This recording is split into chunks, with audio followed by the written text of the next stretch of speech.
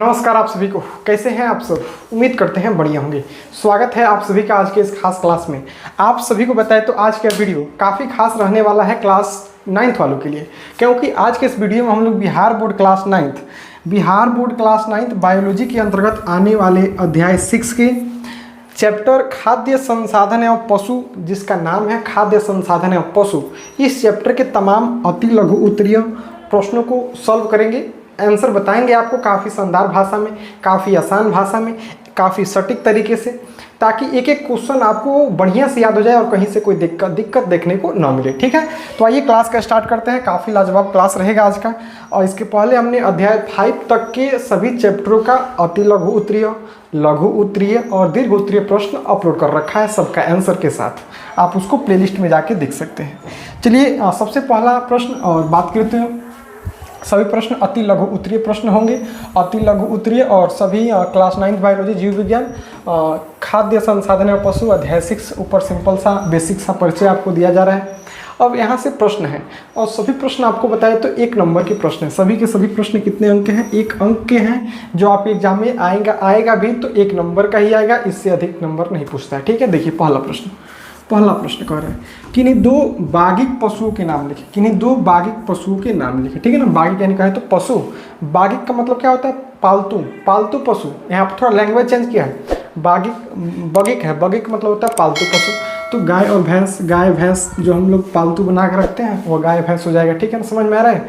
बगिक मतलब पालतू पशु होता है गाय और भैंस। ठीक है, दूसरा प्रश्न है किन्हीं 2 दुग्ध उत्पादक पशुओं के नाम लिखें। यानी 2 ऐसे पशुओं के नाम लिखें जिनसे हमें दूध मिलता है, दूध हम लोग निकालते हैं। तो गाय, बकरी, भैंस, ऊँट, इन सब से हम लोग दूध निकालते हैं, हो जाएगा। ठीक है, आगे अंतः भोजन उत्पादों के नाम लिखें। जो 3 नंबर प्रश्न करें कि अंतः भोजन उत्पादों के नाम लिखें, तो दूध, अंडा, मांस अंतः भोजन उत्पाद है। ये सभी हमारे क्या है? अंतः भोजन उत्पाद है, दूध, अंडा और मांस। समझ में आ रहा है ना? आगे 4 नंबर प्रश्न, हरा चारा की प्रमुख किस्में कौन कौन है? हरा चारा की जो प्रमुख, यानी हरा चारा किसे कहेंगे? हरा चारा क्या होता है? तो बरसीम, ज्वार, नेपियर हरा चारा की प्रमुख किस्में हैं। आप इसको खेतों में ला के पशुओं को खिला सकते हैं, उसको हरा चारा के रूप में। बरसीम, ज्वार और नेपियर हरा चारा की प्रमुख क्या है? किस्में हैं। समझ में आ रहा है ना? कोई दिक्कत है यहाँ तक? चलिए आगे बढ़ेंगे जैसे ही, तो आपको मिलेगा 5 नंबर प्रश्न। कह रहा है कुकुटों के विभिन्न आहारों के नाम लिखें। कुकुटों के विभिन्न आहारों के नाम लिखना है आपको। कुकुटों के विभिन्न आहारों के नाम आपको यहाँ से बताना है। ठीक है, तो आइए आपको बताते हैं कुकुटों के विभिन्न कौन कौन से आहार हैं। तो चोकर है, मक्का है, मछली है, आटा, दाना, इसके क्या है? आहार है। ठीक है ना, कुकुटों के प्रमुख आहार कौन कौन है? तो चोकर हो जाएगा, मक्का हो जाएगा, मछली हो जाएगा, आटा हो जाएगा, दाना, इसे क्या है? प्रमुख एक तरह से आहार है। ठीक है, समझ में आ रहा है? कोई दिक्कत नहीं है। दिक्कत होगा तो आप लोग बेहिचक बताइएगा। 6 नंबर प्रश्न है, एक अच्छे पशु आवास की 2 विशेषताएं लिखें। एक अच्छे पशु आवास की 2 विशेषता आपको बताना है। तो पहला, साफ सुथरा वातावरण होना चाहिए। दूसरा, उचित हवा का प्रवाह होना चाहिए। पहला जो वहाँ का वातावरण होना चाहिए वो साफ सुथरा होना चाहिए। ठीक है, दूसरा उचित हवा का क्या होना चाहिए? प्रवाह होना चाहिए। समझ में आ रहा है? 7 नंबर प्रश्न है, मुर्गियों में वायरस से होने वाले 2 रोगों के नाम लिखें। मुर्गियों में वायरस से होने वाले 2 रोगों के नाम। तो पहला हो जाएगा रानीखेत और फाउल पॉक्स वायरस जनित रोग। ये सभी जो रानीखेत एक बीमारी है और फाउल पॉक्स भी क्या है? बीमारी है। और यह दोनों बीमारी मुर्गियों में होती है और वायरस के कारण होती है, वायरस के कारण होती है। ठीक है ना, समझ में आ रहा है आपको? दिक्कत होगा तो आप लोग बता सकते हैं, कहीं से भी किसी भी क्वेश्चन में आपको दिक्कत आता है और बता सकते हैं। 8 नंबर प्रश्न, संकर नस्ल की 2 गायों का नाम लिखें। संकर नस्ल की 2 गायों का आपको नाम बताना। देखिए क्या क्या हो जाएगा? फ्रिजीवाल और जर्सी संकर नस्ल की गाय हैं। फ्रिजीवाल और जर्सी, ये दोनों जो गाय हैं वो संकर नस्ल की गाय हैं। फ्रिजीवाल और जर्सी, समझ में आ रहा है? फ्रिजीवाल और जर्सी संकर नस्ल की गाय हैं। कोई दिक्कत है यहाँ तक?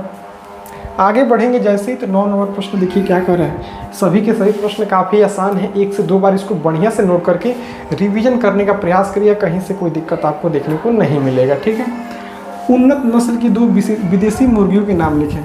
उन्नत नस्ल की 2 विदेशी मुर्गियों के नाम आपको बताना है। तो क्या हो जाएगा? वाइल्ड लेगहॉर्न और रोड आइलैंड रेड विदेशी नस्लें हैं। ये सभी हमारे क्या है? एक तरह से मुर्गियों की नस्लें हैं और कुछ इसमें विदेशी, जैसे वाइट लेघॉर्न, ये भी हमारी मुर्गी की नस्ल है, विदेशी मुर्गी। और रोड आइलैंड रेड, ये भी हमारी विदेशी मुर्गी क्या है, नस्लें हैं। समझ में आ रहा है। आगे से हम इसका फ़ोटो भी साइड में लगा दिया करेंगे ताकि आप उन मुर्गियों को देखें भी, ताकि और जल्दी समझ में आए, ठीक है ना। 10 नंबर प्रश्न, मछली के अतिरिक्त जल से प्राप्त 2 खाद्य पदार्थों के नाम लिखें। मछली के अतिरिक्त जल से प्राप्त 2 खाद्य पदार्थों के नाम आपको बताना है। तो झींगा हो जाएगा और केकड़ा जल से प्राप्त खाद्य पदार्थ है, यानी इसको हम जल से निकालते हैं और खाते हैं। झींगा और किसको, झींगा और केकड़ा जल से निकाल के इसको हम लोग खाते हैं। आगे 11 नंबर प्रश्न है, मधुमक्खी से प्राप्त 2 उत्पादों के नाम लिखें। मधुमक्खी से प्राप्त 2 उत्पादों के नाम क्या क्या हो जाएगा, शहद हो जाएगा और मोम मधुमक्खी से प्राप्त होते हैं। शहद और मोम कहाँ से प्राप्त होते हैं, मधुमक्खी से प्राप्त। शहद और मोम मधुमक्खी ये हमारे कहाँ से प्राप्त होते हैं, तो मधुमक्खियों से क्या होते हैं, शहद और मोम कहाँ से प्राप्त होता है, मधुमक्खियों से प्राप्त होता है। समझ में आ रहा है ना। आगे है 12 नंबर प्रश्न कह रहा है, मधुमक्खी के छत्ते से 3 जातियों कौन, मधुमक्खी के छत्ते की 3 जातियाँ कौन कौन सी हैं। तो मधुमक्खी के छत्ते की जो 3 गो जाति है अलग अलग, और एक रानी मधुमक्खी होती है, एक श्रमिक मधुमक्खी होती है और एक नर मधुमक्खी होती है, ठीक है ना। कौन कौन, तीन गो अलग अलग जाति है, रानी मधुमक्खी, श्रमिक मधुमक्खी और नर मधुमक्खी। कोई दिक्कत है यहाँ तक, कोई दिक्कत नहीं होगा। आगे बढ़ेंगे तो मिलेगा 13 नंबर प्रश्न, मधुमक्खी फूलों से क्या लेती है। जो मधुमक्खी होती है वो फूलों से क्या लेती है, तो आपको याद रखना है कि मधुमक्खी फूलों से पराग और मधुरस लेती है। जो मधुमक्खी होती है वो फूलों से क्या लेती है, पराग लेती है, पराग लेती है और क्या लेती है, मधुरस लेती है, ठीक है। आगे बढ़ेंगे तो मिलेगा 14 नंबर प्रश्न, पशुपालन से संबंधित विज्ञान की शाखा क्या कहलाती है। पशुपालन से संबंधित विज्ञान की शाखा क्या कहलाती है, तो आपको याद रखना है पशु विज्ञान कहते हैं, उसे क्या कहेंगे, वो जो शाखा है पशु विज्ञान शाखा कहलाती है। एनिमल हस्बेंड्री, ठीक है ना, कोई दिक्कत, पशु विज्ञान कहलाती है, पशु विज्ञान। आगे 15 नंबर प्रश्न कह रहा है, भारत में एक गाय प्रतिवर्ष औसतन कितना लीटर दूध देती है। तो भारत की जो गाय है एक वर्ष में, पूरे साल में 1200 से 1600 लीटर दूध दे देती है। एक वर्ष में भारतीय गाय कितने दूध देती है, तो लगभग 1200 लीटर से लेकर 1600 लीटर भारतीय गाय औसतः दूध देती है, ठीक है। अब इसमें अलग अलग किस्म की गाय जो होती है तो दूध बढ़ते घटता रहता है, ठीक है। आगे 16 नंबर प्रश्न है, भारत में प्रति व्यक्ति मांस की वार्षिक खपत कितनी होती है, तो 2 से 3 किलोग्राम, 2 से 3 किलोग्राम प्रति वर्ष भारत में मांस की, यानी भारत में एक साल में एक आदमी केवल मांसाहारी कितना मीट खाया था, 2 से 3 किलो, तो बहुत कम हो जाएगा जी, 2 से 3 किलो प्रति वर्ष, यानी पूरे भारत का आंकड़ा निकाला गया है, ठीक है ना, पूरे भारत का आंकड़ा है। तो भारत में प्रति वर्ष मांस की वार्षिक खपत कितनी है, 2 से 3 किलो प्रति वर्ष, ठीक है। आगे बढ़ेंगे 17 नंबर क्वेश्चन आपको देखने को मिलेगा, किस खरगोश नस्ल से अच्छी किस्म की ऊन मिलते हैं। किस खरगोश नस्ल से अच्छे किस्म के ऊन मिलते हैं, तो आपको याद रखना है एंजोरा नस्ल से उत्तम किस्म के ऊन मिलते हैं। एंजोरा नस्ल, वो नस्ल कौन सा है जी, एंजोरा नस्ल, याद समझ में आ रहा है ना, वो नस्ल क्या हो जाएगा, एंजोरा नस्ल हो जाएगा, ठीक है। 18 नंबर प्रश्न क्या कह रहा है, गाय के दूध देने से काल को क्या कहते हैं। गाय के दूध देने के काल को क्या कहते हैं, उसे दुग्ध काल कहते हैं। गाय के दूध देने के काल को क्या कहते हैं, दुग्ध काल कहते हैं, ठीक है ना। कोई दिक्कत नहीं होगा, जब गाय दूध दे रही है तो दुग्ध काल कह देंगे, क्या दिक्कत है। आगे 19 नंबर प्रश्न है, हरियाणा का कौन सा संस्थान संकर नस्लों के लिए प्रसिद्ध है। तो संस्थान है राष्ट्रीय डेयरी अनुसंधान संस्थान करनाल, जो हरियाणा के करनाल जिला में है, ठीक है ना। उसका नाम है राष्ट्रीय डेयरी अनुसंधान संस्थान। आगे 20 नंबर प्रश्न देखिए क्या बोल रहा है, मेहसाना और सूती भैंस किस राज्य में पाई जाती है। जो मेहसाना और सुरती भैंस है वह किस राज्य में पाई जाती है, तो ये गुजरात में पाई जाती है। किस राज्य में, ये भैंसें गुजरात में पाई जाती हैं। ये भैंसें कहाँ पाई जाती हैं, तो आपको याद रखना है कहाँ पाई जाती है, गुजरात में पाई जाती हैं। समझ में आ रहा है, कहीं से कोई दिक्कत देखने को मिलेगा तो आप बता सकते हैं कि सर हमको यहाँ से दिक्कत है। आगे बढ़ेंगे 21 नंबर प्रश्न आपको मिलेगा, कृत्रिम रूप से वीर्य प्रविष्ट कराने की विधि क्या है। कृत्रिम रूप से वीर्य प्रविष्ट कराने की विधि क्या है, तो वह विधि क्या है, उसे कृत्रिम गर्भधान कहा है, तो उसे क्या कहेंगे, कृत्रिम गर्भधान। उस विधि को क्या कहेंगे, कृत्रिम गर्भधान कहेंगे, ठीक है। आगे 22 नंबर प्रश्न है, वीर्य संग्रह करने वाले संस्थान क्या कहलाते हैं, तो उसे कहेंगे वीर्य संग्रह केंद्र कहलाते हैं। क्या कहलाते हैं, वीर्य संग्रह केंद्र कहलाते हैं। समझ में आया, वीर्य संग्रह केंद्र। आगे 23 नंबर प्रश्न है, कृत्रिम विधि से निषेचन की प्रक्रिया क्या है। कृत्रिम विधि से निषेचन की प्रक्रिया क्या है, आपको याद रखना है, इसे कृत्रिम गर्भधान विधि कहते हैं। उसे क्या कहते हैं? कृत्रिम गर्भधान विधि। उसे क्या कहेंगे हम लोग? कृत्रिम गर्भधान विधि कहेंगे, कृत्रिम गर्भधान विधि। कोई दिक्कत? आगे हैं हरे चारे की 2 किस्मों के नाम लिखें। तो बरसीम और नेपियर घास, ये हरे चारे की क्या है? 2 किस्म है, समझ में आ रहा ना? बरसीम और नेपियर घास। ठीक है, आगे बढ़ेंगे जैसे इस चैप्टर में तो 25 नंबर प्रश्न मिलेगा। कह रहे हैं बैक्टीरिया जनित दो पशु रोगों के नाम लिखें। बैक्टीरिया जनित 2 पशु रोगों के नाम आपको बताना है। ठीक है, कौन कौन सा हो जाएगा? एक हो जाएगा तपेदिक, जिसको टीबी बोलते हैं, और ब्रूसेलोसिस। ब्रूसेलोसिस से जो दो रोग हैं, टीबी और ब्रूसेलोसिस, ये दोनों बैक्टीरिया जनित रोग हैं। ठीक है, आगे 26 नंबर प्रश्न, कक्कुट पालन को क्या कहते हैं? कक्कुट पालन को क्या कहते हैं? तो उसको बोलते हैं प्लोट्री पालन कहा जाता है। क्या कहते हैं उसको? प्लोट्री पालन कहा जाता है। क्या कहेंगे? प्लोट्री पालन कहा जाता है। ठीक है, आगे 27 नंबर प्रश्न है, अधिक मांस के लिए किस मुर्गी नस्ल को पाला जाता है? अधिक मांस के लिए किस मुर्गी के नस्ल को हम लोग पालते हैं? तो ब्रायलर नस्ल को पाला जाता है। किस नस्ल को? ब्रायलर नस्ल को पाला जाता है। ब्रायलर नस्ल को पाला जाता है। ठीक है, आगे 28 नंबर प्रश्न है, अंडा देने वाली 2 नस्लें कौन सी हैं? तो अंडा देने वाली जो 2 नस्लें हैं वह है वाइट लेघॉर्न और रोड आइलैंड रेड। ये दोनों अंडा देने वाली क्या है? 2 मुर्गियों की तरह से नस्लें हैं, वाइट लेघॉर्न और रोड आइलैंड। ये दोनों जो मुर्गियां हैं अंडा देने वाली क्या है? एक तरह से नस्ल है। ठीक है, चलिए 28 नंबर प्रश्न हमने देख लिया। आगे बढ़ेंगे तो 29 नंबर प्रश्न देखिए क्या बोल रहे हैं, अंडे प्राप्त करने के लिए किन मुर्गियों को पाला जाता है? अंडे प्राप्त करने के लिए किन मुर्गियों को पालते हैं हम लोग? तो याद रखना है लेयर मुर्गियों को पाला जाता है। कौन सा मुर्गी? लेयर मुर्गियों को हम लोग पालते हैं अंडा देने के लिए, लेयर मुर्गे। आगे 30 नंबर प्रश्न है, 2 स्थान जहाँ कक्कुट फॉर्म है वो कौन कौन सा?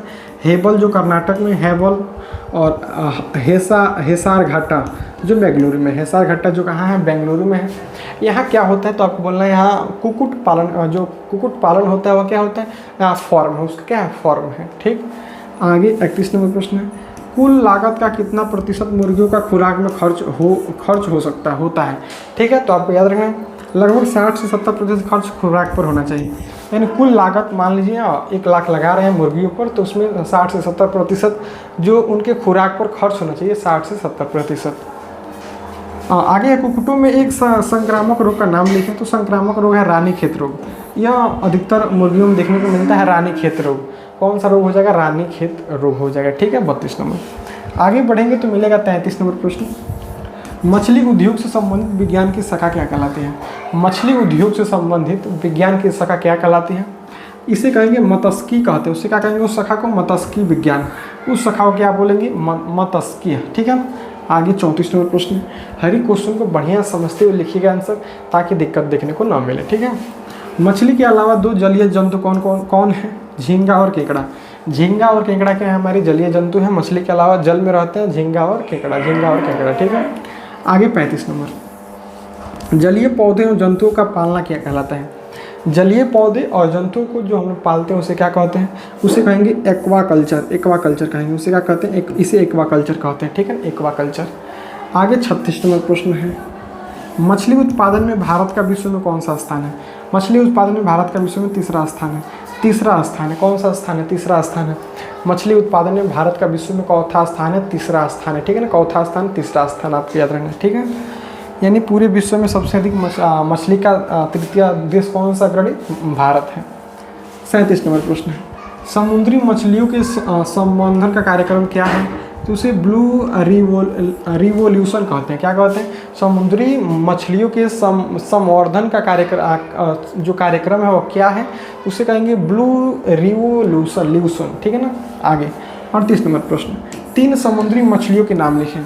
3 समुद्री मछलियों के नाम आपको बताना है। कौन कौन सा? तो हिल्सा हो जाएगा, सॉर्डिन हो जाएगा और मैकेलर। ये तीनों क्या है? समुद्री मछलियाँ हैं। कौन? तीनों के तीनों समुद्री मछली की एक तरह से प्रजाति, तीनों के तीनों समुद्री मछली हैं। आगे 39 नंबर, मोती किस जलीय जंतु से प्राप्त होता है? मोती किस जलीय जंतु से प्राप्त होता है?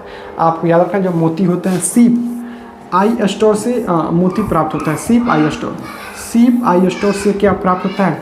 हमें मोती प्राप्त होता है। समझ में आ रहा है ना, सीप आई स्टोर से मोती प्राप्त होता है, कोई दिक्कत। आगे मिलेगा 40 नंबर प्रश्न। कह रहा है एक ही तालाब में कई मछलियाँ का पालना क्या कहलाता है। एक ही तालाब में कई तरह की मछलियों को पालना समवर्ती मत्स्य पालन क्या कहलाता है।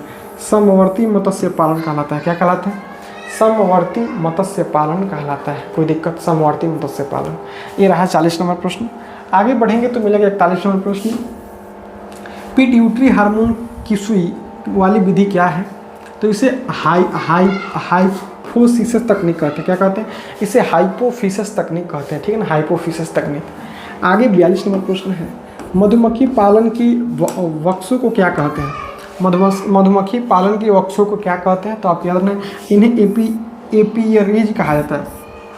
एपियरीज कहा जाता है। क्या कहा जाता है? एपियरीज कहा जाता है, ठीक है ना, एपियरीज कहा जाता है, ठीक है ना। तो इस चैप्टर के आगे बढ़ेंगे तो लघु उत्तरीय सारे प्रश्न, यहाँ से आपके लघु उत्तरीय प्रश्न शुरू हो जाएंगे। तो इसके नेक्स्ट वीडियो में जितने भी लघु उत्तरीय प्रश्न इस चैप्टर के हैं उसको कवर करेंगे। उम्मीद करते हैं 42 प्रश्नों में से बहुत सारे प्रश्न आपको तो वीडियो में याद हो गया होगा। बहुत सारे प्रश्नों, जिस भी प्रश्नों में दिक्कत आपको नज़र आ रहा है, आपको डाउट है, उन क्वेश्चनों को आपको कमेंट बॉक्स में आपको बताना है कि सर हमको इस नंबर क्वेश्चन में दिक्कत है।